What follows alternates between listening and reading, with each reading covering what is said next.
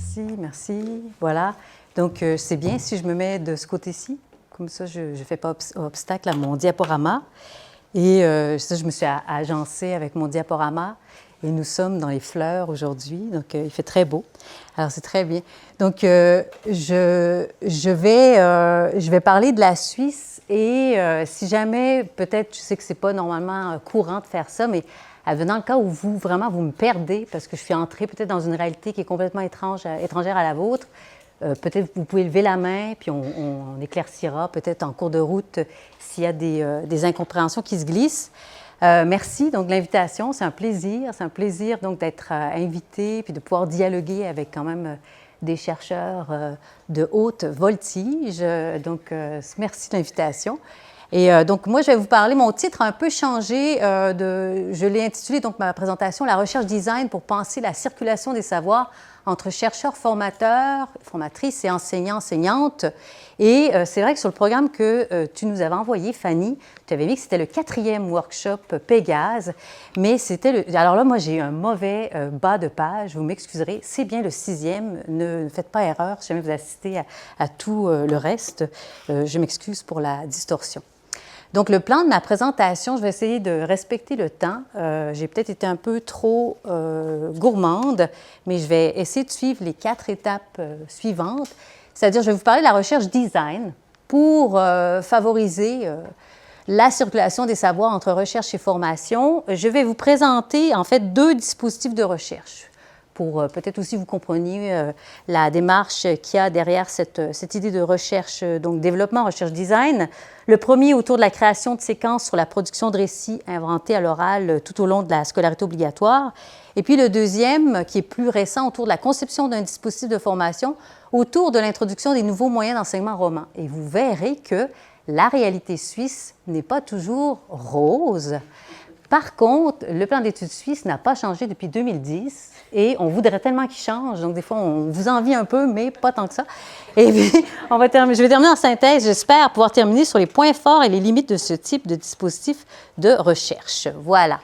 Donc, une citation en anglais, hein, ça paraît toujours bien de commencer avec une citation en anglais. Donc, d'une dame qui s'appelle Margaret Eisenhart. Elle dit, donc, en éducation, la recherche doit être aussi relevante, hein, c'est-à-dire intéressante, pertinente, autant que scientifiquement, que ce soit autant utile pour la pratique comme pour la recherche.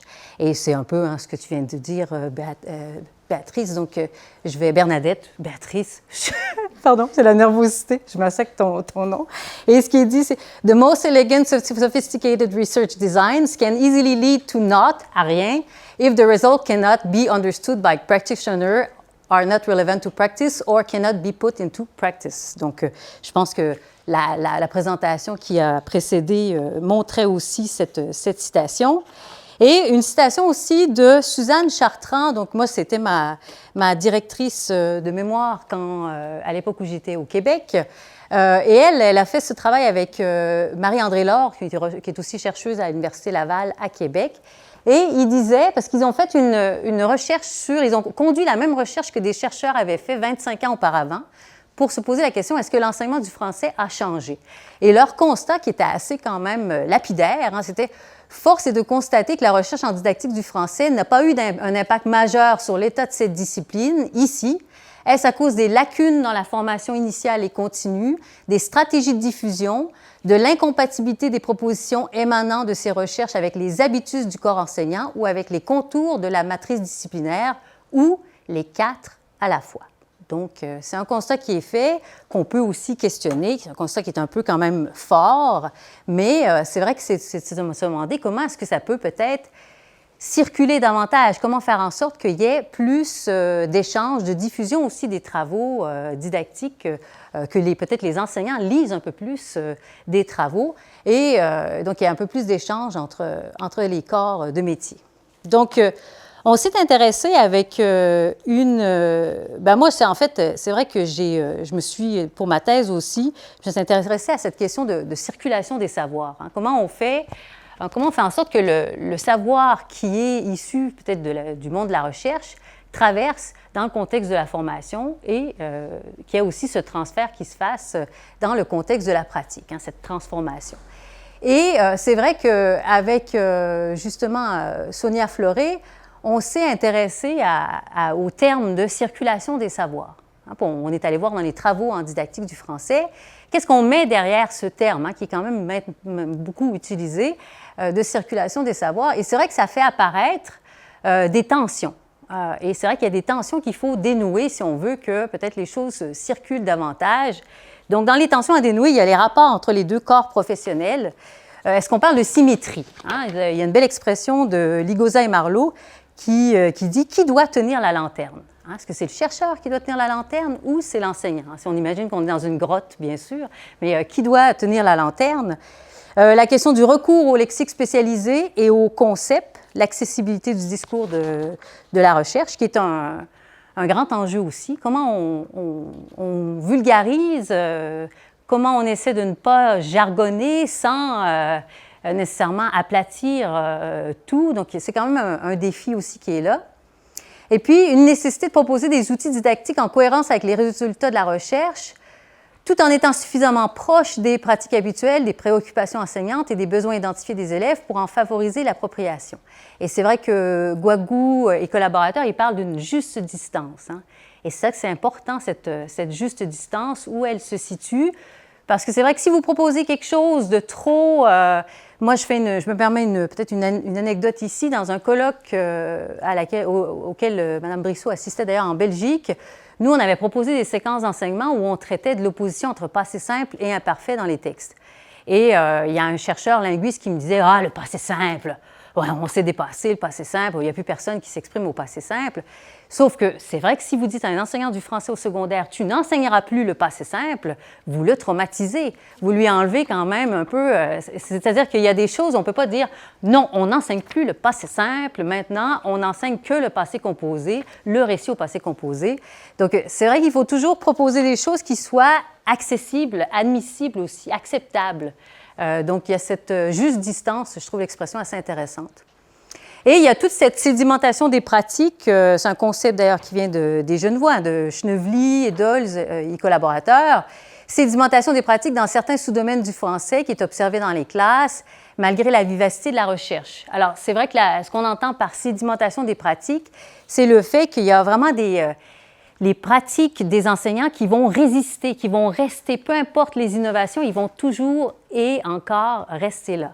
Par exemple, moi, c'est vrai que je m'intéresse beaucoup à l'enseignement de l'oral. Il y a beaucoup de résistance. Alors, dans les pratiques sédimentées par rapport à l'enseignement de l'oral, vous avez la bonne vieille récitation de poésie, le bon vieil exposé. Est-ce qu'on enseigne l'oral?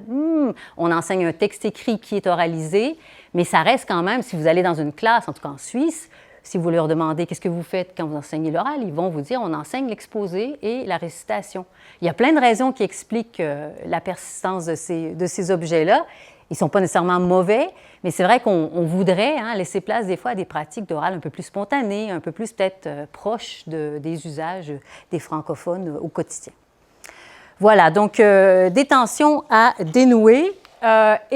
Donc, c'est vrai que moi, c'est une question qui traverse mes travaux depuis ma thèse en 2010, les conditions qui vont favoriser la circulation des savoirs entre recherche et formation. Donc, la circulation des savoirs, qu'est-ce que j'entends par circulation des savoirs? C'est vrai qu'il y a cette citation de Jean-Paul Broncard dans un livre qui est un livre de Bordeaux, je pense, un retour nécessaire sur la question du développement, qui avait été dirigé par Michel Brossard, merci. Donc, il dit « Nous insisterons sur l'expression « susceptible de » qui est en lien avec la signification qui nous paraît devoir être attribuée à la fameuse zone de développement proche. C'est-à-dire qu'il s'intéresse à cette question de ZPD chez les adultes. Est-ce qu'on peut parler de zone de développement proche chez les adultes quand on est en formation avec eux? Et il dit, les apports externes, donc Broncard, et les apports externes ne sont générateurs de développement que dans la mesure où les conflits qu'ils engendrent sont traitables par la personne en son état actuel de développement. En ce sens, l'identification de cette zone d'efficacité tient toujours du pari. Le formateur propose des éléments qui lui paraissent exploitables par la personne concernée, mais c'est cette dernière et elle seule qui se développe ou non. Donc, on est, dans la formation, on est dans l'idée d'une influence médiate et différée. Et j'aime bien aussi ce qui est dit par Martinand. Donc, nous, avec Véronique Laurence notamment, dans l'ouvrage qu'on fait paraître sur la formation à la production de l'écrit, donc on utilisait ce terme-là pour penser justement les phénomènes de relais des contenus entre le contexte de formation et celui de la pratique. Et on se basait sur ce que disait Martinand, en disant qu'effectivement, la formation a une influence médiate et différée, car la circulation des savoirs et des compétences dépend d'un régime d'expertise noué en un lieu, à un moment et avec des partenaires définis. Et pour rendre les savoirs acceptables et efficaces dans la pratique formatrice, il faut les recontextualiser, les reformuler et surtout reproblématiser des savoirs scientifiques pour d'autres pratiques, en même temps qu'il faut aussi reproblématiser et donc reconceptualiser des expériences pratiques.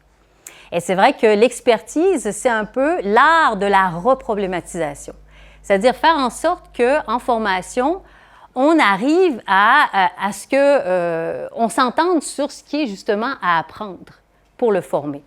Parce qu'il dit, il s'agit d'un acte de coproblématisation qui ne correspond d'ailleurs pas toujours aux demandes initiales des chercheurs et des partenaires.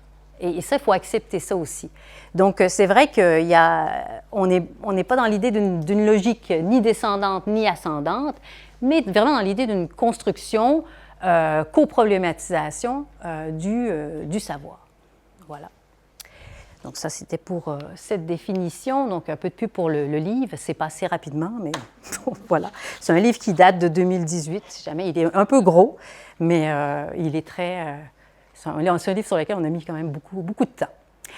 Alors, les caractéristiques et conditions de la circulation des savoirs dans les travaux en didactique du français. Donc, ça, c'est la recension que j'ai faite avec ma collègue Sonia Floré. Donc, on est allé voir dans les travaux en didactique du français ce qu'on mettait derrière, justement, circulation des savoirs pour essayer de trouver les caractéristiques de cette circulation des savoirs. Et ce qu'on a vu, c'est que c'est un concept diffus mais fédérateur. Donc, beaucoup de chercheurs s'en emparaient. C'est un prérequis au partage des savoirs. C'est aussi inscrit dans plusieurs réseaux de concepts et c'est vrai que c'est un concept qui tend vers l'abstraction, davantage que le concret. Donc, c'est plus un concept qui est propre aux chercheurs, si on peut dire.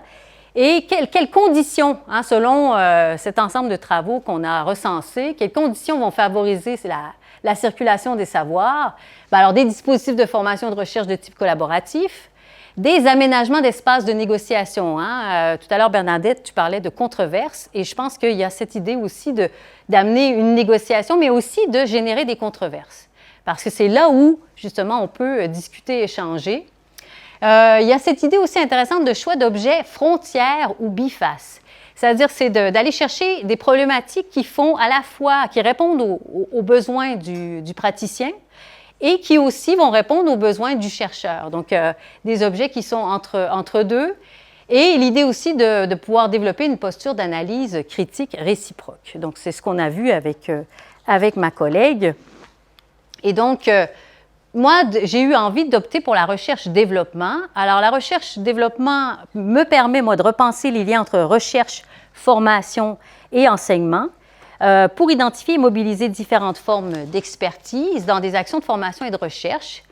Et c'est vrai qu'on s'appuie sur une ingénierie collective dans laquelle chacun est connaisseur avec un sens du jeu qui lui est propre, si on prend la jolie expression de Gérard Sansevie. Et c'est vrai qu'on est dans des designs de recherche qui vont favoriser la reconnaissance du caractère subjectif et conceptualisé des données générées, qui encouragent une participation maximale des acteurs de terrain et tendent vers des solutions dans une logique ascendante à partir de la pratique et priorisent une posture compréhensive et d'amélioration des produits et adoptent une démarche flexible, itérative. Et là, je me suis basée sur l'ouvrage de Bergeron et Rousseau. Je l'ai mis en référence. D'ailleurs, ma communication, je vous mettrai un PDF si jamais vous êtes intéressé. Et j'ai fait en sorte que la bibliographie soit complète. Donc, si jamais vous êtes intéressé à aller aussi consulter ces ouvrages, bien, vous les aurez en référence. Donc, l'idée d'opter pour une recherche-développement. Et puis, la recherche-développement, bien, comment moi je l'ai appréhendé? Bien, je suis cette structure qui est une structure qui est assez classique, où on va avoir une analyse préalable, une phase de planification de production, une phase de mise à l'essai et une phase d'évaluation et de révision. Et je vais vous montrer en gros cette structure-là dans 2 projets de recherche que j'ai pu mener avec les collègues. Et puis donc ici, c'est vrai que la recherche design, ses avantages, c'est le processus itératif qui va articuler des phases de conception, d'intervention éducative et leur mise en œuvre, avec toujours des possibilités d'aller-retour. Une analyse des résultats des pratiques qui est réalisée de manière collaborative entre chercheurs et praticiens. Donc, on a des possibilités d'échanger autour des pratiques et de les analyser. Et puis, l'idée aussi d'expérimenter les modèles théoriques pour après les revoir aussi, ces modèles théoriques, pour éventuellement aussi en construire de nouveaux. Et l'idée aussi, on parle de principe de prototypage, c'est-à-dire qu'on va soumettre, dans mon cas, c'est soumettre à chaque fois une séquence à des révisions, d'améliorer la séquence, mais aussi, peut-être aussi de revoir les hypothèses de la recherche et les outils de collecte de données. Donc, c'est vrai que c'est une recherche qui est effectivement tu disais processus continu, et je pense qu'il y a aussi, là, aussi un processus continu dans la recherche design. Donc, le premier exemple, c'est sur une recherche sur le récit inventé à l'oral. Donc, pourquoi le récit inventé? Hein, c'est cette idée de travailler à partir justement, de vouloir un peu changer, hein, peut-être le problème, parce qu'on dit qu'il faut toujours qu'on partir d'un problème. Et c'est vrai que le problème, c'est de manquer peut-être d'avoir des enseignants qui ont de la peine à évaluer l'oral. Donc ça, c'était la demande du terrain. Et c'est vrai que les enseignants, ils n'arrivent pas à évaluer cet oral-là. Donc on a proposé justement à chaque fois des séquences et où le geste d'évaluation avait énormément donc, de place, d'importance, était traité. Et il y avait cette volonté aussi de proposer des genres peut-être un peu moins classiques que l'exposé, qui était moins des genres, on va dire, qui étaient du type de récit, d'écrit oralisé, mais plus justement de travailler un oral spontané, un oral vivant. Donc, on a proposé un dispositif de recherche qui était pensé sur les 3 cycles de la scolarité obligatoire. Donc, c'est un projet que j'ai mené, moi, de 2018 jusqu'à 2023 et qui est encore en cours parce qu'on est encore en train de réviser donc, les séquences d'enseignement. Donc, on a produit une synthèse pour parler de ce projet-là. Et donc, c'est des séquences didactiques à l'aide de supports matrices. Je vais un peu expliquer ce que j'entends par support matrice. Et on a 32 enseignants du cycle 1 à 3 de la scolarité obligatoire en Suisse romande, un projet qui a été mené entre 2018 et 2022 et qui est toujours en cours, comme je vous dis, parce qu'on est en train de revoir les séquences. Et en gros, le design de la recherche, donc vous avez l'idée de... Donc, on voit que les flèches, justement, montrent cette idée de processus continu, de cette volonté de produire, en fait, une recherche en développement. On veut... L'objectif principal, c'est de produire, donc, un design, ou là, ici, c'est de produire des séquences. Donc, ça, c'était l'objectif principal. Et donc, on est parti de cette analyse, recension d'écrit, de pratique déclarée. On a exploré. On a produit un premier prototype à chacun des cycles, le prototype était toujours présenté en séance de formation continue. C'est-à-dire, chaque année, à la Haute École pédagogique, on propose des formations continues dans le catalogue de formation. Et donc, nous, chaque année, on a proposé notre formation dans le catalogue de formation en faisant des prières pour qu'elle soit retenue par les enseignants, parce que ça prend du monde. Sans ça, notre projet, il tombe à l'eau. Donc, nos prières ont été entendues. Donc, à chaque fois, on a eu des enseignants qui se sont inscrits à notre formation et qui ont accepté. On avait bien labellisé notre formation. C'est une formation recherche. Parce que vous savez qu'on va vous demander d'analyser des choses, de vous filmer, d'enregistrer. Donc, c'est toujours quand même c'est pas nécessairement simple. Je sais qu'en France, je pense que les enseignants collaborent plus. En Suisse, ils sont très frileux, les enseignants, surtout si vous allez en leur disant « je vais regarder ce que vous faites, j'analyse des pratiques courantes ». Là, ils sont encore plus frileux. Donc, on a réussi à séduire un ensemble d'enseignants puis à les embarquer dans notre projet. Et on a mené donc, pour les 3 années, ces formations, recherche-formation. La première séquence qu'on a créée, c'était sur, justement, j'invente spontanément un conte à partir de cartes, des cartes imagées. Donc, on parle de support matrice, c'est-à-dire c'est des cartes qui représentent des personnages, des lieux, des objets de quête pour amener l'élève, justement, à produire spontanément un conte. Au deuxième cycle, on était sur des jeux qui, je ne sais pas si vous connaissez le jeu Speech ou le jeu Comment j'ai adopté un gnou. Donc, c'est des jeux aussi qui amènent l'élève à raconter des histoires, le labyrinthe des histoires aussi. Et au troisième cycle, on est parti de la transformation d'un tweet littéraire en récit oral. On a proposé un court tweet écrit en récit oral. Et donc, ces éléments-là, donc la séquence, on la proposait. On a été très ambitieux au premier cycle. On est arrivé avec 50 pages de papier en leur disant qu'à chaque fois, ils pouvaient faire des modifications, indiquer des choses qu'ils ne trouvaient pas bien quand ils avaient mis en œuvre. Et donc, à chaque séance de formation, parce qu'on les voyait 3 fois chaque fois, et à chaque séance de formation, on arrivait avec du nouveau papier, pour qu'ils puissent revoir en fonction des améliorations qu'on avait intégrées. Et je me rappelle que les commentaires, à la fin, nous, la formation continue demande des commentaires sur la formation, et c'était trop de papier. Donc, c'est vrai qu'on s'est dit, c'est lourd, notre fonctionnement est un peu lourd.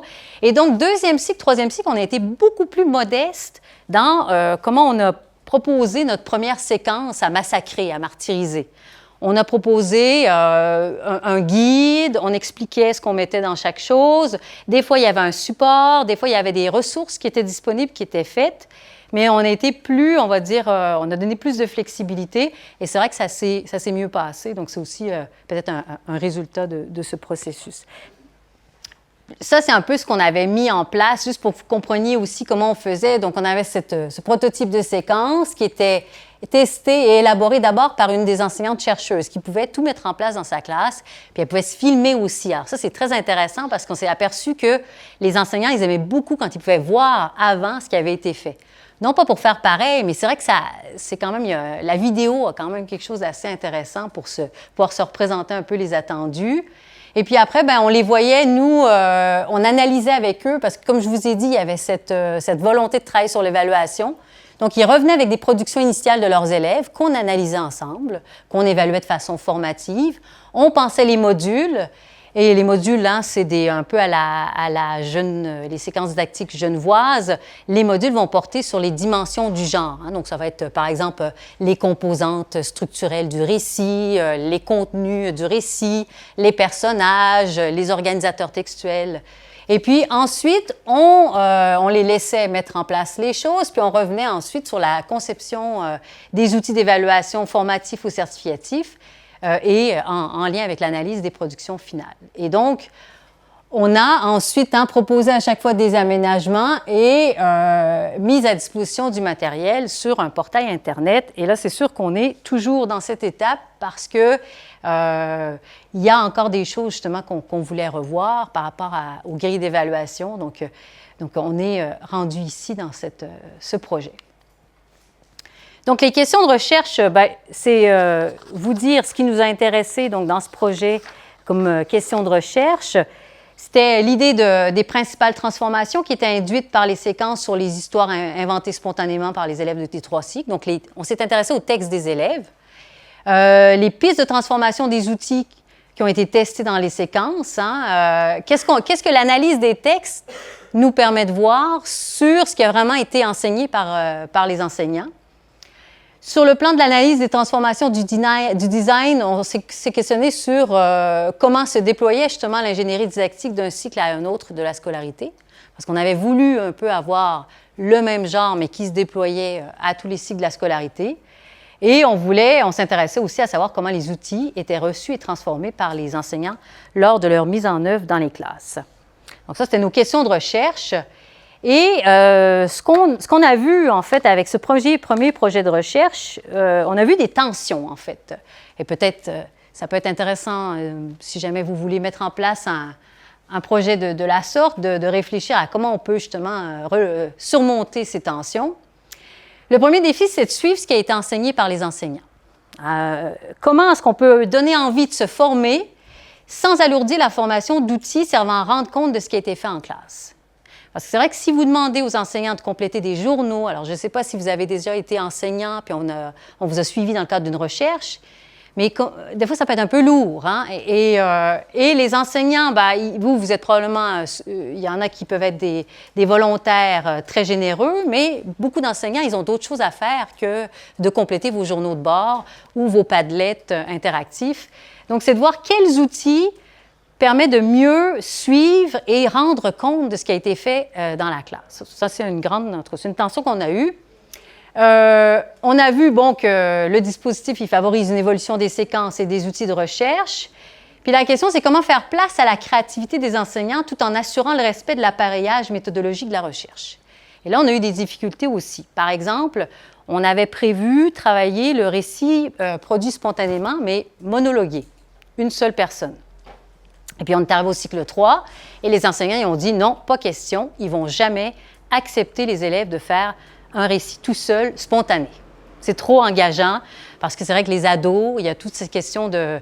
Les élèves du primaire, avec leurs petites cartes à raconter, ils vous racontent, ils font des poules, des chiens, mais les élèves du secondaire, ils sont beaucoup... Il y a cette question d'ego, et c'est vrai qu'on a négocié pour que ça se fasse à deux, donc en duo. Et c'est vrai que là, on avait complètement autre chose qui était produit du point de vue des productions. Puis nous, on souhaitait comparer un peu les choses. Donc, il a fallu faire un peu le deuil de cette comparabilité un peu. Il y a eu d'autres, il y a eu d'autres choses, mais c'est vrai que le fameux appareillage méthodologique, des fois, nous restreint parce qu'on voudrait avoir les mêmes conditions, mais en même temps, si vous voulez laisser place à la créativité, donc il y a ces questions. Et puis, l'avantage de fournir du matériel prétesté, pour l'enseignant, il va profiter du guidage offert par les traces de sa mise en œuvre. Or, ce qu'on a vu, les enseignants au fil de la recherche-formation vont avoir tendance à réduire leur contribution devant la constance de la force de contribution des chercheurs-formateurs. Ce que je veux dire par là, c'est que nous, on était toujours là pour être une force de proposition. Et ce qui fait que l'enseignant, des fois, lui, il va être moins... ils vont avoir tendance, des fois, à lâcher un peu. Et c'est vrai qu'il y a cette question de l'enrôlement. Comment on peut maintenir l'enrôlement des enseignants? Faire en sorte qu'ils restent toujours des forces de proposition pour qu'on ne passe pas d'un mouvement qui soit complètement descendant. Hein? Comment on fait pour conserver ce mouvement ascendant aussi dans le dispositif? Donc ça, c'est des tensions qu'on a vues et qu'on questionne. Voilà, donc le deuxième projet, il est en lien avec l'introduction des nouveaux moyens de français. Donc, c'est un projet qui est en cours et où on est vraiment au tout début des choses. Et là, on réfléchit aux caractéristiques du dispositif de formation continue. Alors, il faut que vous sachiez qu'on est, nous, dans un contexte, en fait, sur lequel on ne peut pas vraiment... les contraintes du contexte, tout à l'heure, Bernadette parlait des contraintes du contexte. Il y a des nouveaux moyens. Et en Suisse, les moyens d'enseignement sont recommandés, on pourrait même dire obligatoires, si on utilise des gros mots, et c'est le même moyen pour toute la Suisse romande. Donc, vous imaginez quand même, quand arrivent les nouveaux moyens, c'est une révolution, ça change les pratiques. Et nous, on a donc notre employeur, qui est la Direction générale de l'enseignement obligatoire, qui nous dit il faut penser la formation pour l'accompagnement à ces nouveaux moyens. Alors, on s'est dit, ça peut être un bon contexte pour justement réfléchir à quel serait le meilleur dispositif de formation continue pour accompagner le mieux les enseignants dans cette introduction. Et donc, les nouveaux moyens, ils ont des caractéristiques intéressantes. Donc, c'est des moyens qui ont été, si on peut dire, pensés en collaboration avec la recherche parce qu'ils sont rédigés par des enseignants, et ça, c'est un principe de base en Suisse. Les moyens d'enseignement recommandés sont rédigés par des enseignants. Les didacticiens vont intervenir comme conseillers didactiques. Mais le rédacteur, c'est un enseignant qui est, pendant 1 an, 2 ans, 3 ans, qui est détaché de ses fonctions.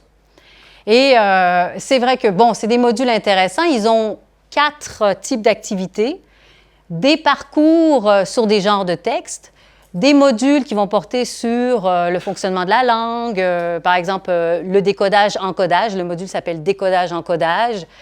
Donc, et il y a aussi des activités ritualisées et des activités à choix. Donc, vous avez 4 types d'activités. C'est des modules qui vont donner une place accrue à l'oral et on s'ouvre à des genres nouveaux, une place du jeu et l'accent est mis aussi sur l'apprentissage multisensoriel. Donc, il y a beaucoup de changements qui sont dans ces moyens. Ça change tout. Par exemple, la liste de mots à apprendre par cœur. Je ne sais pas si vous avez ça à l'école primaire chez vous. Chez nous, c'était presque un truc vraiment extraordinaire. Les enseignants, ils aiment beaucoup leur liste de mots. Là, on est en train de déconstruire la liste de mots et ça génère énormément de tension. Il y a tout ce qui touche le geste d'écriture. On a décidé d'être sur l'écriture, mais quand on travaille le geste de l'écriture, on enseigne une seule écriture. Et c'est vrai que ça génère énormément de tension. Et ensuite, bien, il y a toute la surcharge qui est liée à un ensemble de mesures, le concept 360 qui est pour l'inclusion scolaire, l'éducation numérique, et il y a en plus les nouveaux moyens des maths qui sont arrivés en même temps. Donc, les enseignants, ils sont submergés. Donc, on est dans ce contexte qui est là, et on est aussi face à des généralistes, en fait, aussi. C'est-à-dire que l'enseignant de primaire, c'est un généraliste, ce n'est pas un spécialiste de la discipline. Donc, c'est vrai que ça amène à penser, tiens, qu'est-ce qu'on peut proposer comme dispositif de formation continue? Donc, là, on est sur cette question-là, on est vraiment en train de penser la chose. On a créé notre dispositif de formation parce que la formation, elle a débuté il y a 2 ans. Et l'idée, c'est de peut-être chaque année revoir pour faire mieux. Et là, on est parti dans l'idée d'un formateur relais entre le monde enseignant puis le monde de la recherche qui va faciliter la circulation des savoirs. Donc, on a les 9 formateurs HEP qu'on appelle F3 qui forment 100 enseignants volontaires cycle 1 et 2 qui sont détachés et qui sont payés par la Direction générale de l'enseignement obligatoire pour être formateurs. Et ces gens-là vont former 5000 enseignants du cycle 1 et 2. Donc, pour vous dire, on a de la masse, hein, on a fait beaucoup de bébés dans le canton de Vaud. Et donc, on a, nous, à penser le dispositif de formation. Donc, pour l'instant, on a fonctionné comme ça, avec le principe donc, de formateur relais. Donc, c'est aussi un dispositif qu'on a conçu justement dans cette idée de vouloir favoriser la circulation des savoirs. Donc, peut-être je vais passer, parce que je pense que mon temps passe. Merci, oui, je vais passer sur mon temps passe, le temps file. Donc, peut-être l'idée ici, c'est d'identifier les caractéristiques de la formation continue. Peut-être si vous êtes intéressé, je vous ai mis le texte de repère qui détaille un peu plus le dispositif de formation. Donc, on retrouve, je ne sais pas si vous voyez, vous retrouvez un peu le même schéma. Donc, les unités d'observation et d'analyse. Et c'est vrai, peut-être, je vais tous terminer avec ces 2 dialas, puis après, je m'arrête, promis. Ce qu'on a vu à l'heure actuelle, c'est l'importance du rôle du F2. Hein, vous vous souvenez de ce que j'ai dit, ce qu'était le F2? Le F2, c'est l'enseignant détaché, justement. On voit effectivement qu'il est agent de circulation de savoir, c'est intéressant. Et puis, nous, on va s'intéresser justement davantage au travail de ce F2. On a vu qu'il y a beaucoup d'indices d'appropriation justement de ces nouveaux moyens par certains F2. Ils vont créer volontairement des nouveaux outils, des évaluations. Ils vont proposer un enseignement de l'orthographe à l'aide des activités ritualisées. Ils vont changer, en fait. Ce qui est intéressant, c'est qu'ils vont complètement se détacher de ce qu'on leur propose pour innover et proposer des choses avec lesquelles ils sont plus à l'aise et qui, pour eux, fonctionnent aussi mieux. Et ça, c'est tout ça qu'on va aller observer, justement, voir qu'est-ce qu'ils font de cette formation-là, comment ils la transforment, comment ils se l'approprient, et puis pour voir aussi, justement, les caractéristiques du dispositif à mettre en place, de manière à ce que ce F2-là puisse agir, justement, comme transformateur, si on peut dire, des pratiques. Il y a beaucoup d'institutions et d'acteurs impliqués, donc on a énormément de contraintes avec ce projet. Et c'est un projet qui est sur un temps très long parce que les nouveaux moyens ils vont continuer d'arriver jusqu'en 2026. Donc, on a vraiment là, on a du travail et on a beaucoup de résistances qui ont été identifiées, qui vont bouleverser des pratiques ancrées. Donc, c'est vrai que c'est un moyen aussi qui arrive avec ces changements et ça crée énormément de tensions. Donc, il faut aussi, on a une des premières choses qu'on a aussi fait dans notre dispositif de formation, c'est qu'on a fait intervenir un spécialiste un formateur d'adultes, en fait, qui travaille sur la gestion des conflits. Comment on amène les enseignants, justement, à gérer des conflits quand il y a un groupe, parce qu'on est didacticiens du français. Donc, c'est sûr que tous ces aspects-là qui sont à prendre en compte, parce que comme on les forme à être formateurs, donc il y a toute une transformation de posture qui arrive aussi. Donc, c'est vrai que sur ce point-là, cette deuxième recherche, elle serait plus de l'ordre de la recherche, on va dire, collaborative, si je me fie aux distinctions qui sont établies dans le livre de Rousseau et Hall. Parce que c'est vrai qu'on est à la fois sur le dispositif de formation, mais aussi sur cette appropriation de la posture de formateur par le F2. Donc, on est un peu à cheval entre recherche-développement et puis recherche collaborative. Parce qu'on est aussi sur cette idée de comment on amène une transformation de posture. Donc, les dispositifs de recherche design, ils vont permettre l'expérimentation et la réflexion critique. Ils vont miser sur l'intercompréhension pour encourager, favoriser le partage de pratiques plus adaptées, plus efficientes. Et ils peuvent en amont favoriser des apprentissages transformateurs qui remettent en question les cadres de référence initiaux en vue d'arriver vers des perspectives inclusives, discriminantes et intégratives. Et c'est vrai que ces dispositifs vont demander un esprit d'ouverture, de la souplesse, vont s'inscrire dans un temps long, demandent beaucoup de moyens de matériel et de ressources humaines et rendent parfois complexe le suivi de la recherche étant donné qu'ils mobilisent moins d'interactions soutenues et prolongées avec les acteurs de la recherche. Donc, il y a besoin de créer des outils en amont pour assurer un suivi. Voilà, merci de l'écoute, de l'invitation. Et puis, je termine avec les tulipes de Morges, ma région, d'où je viens, ma ville. Donc, c'est un « Venez me visiter à Morges » pour profiter de mes tulipes. Et je vous ai mis donc les références. Et voilà, on revient ici. Merci beaucoup.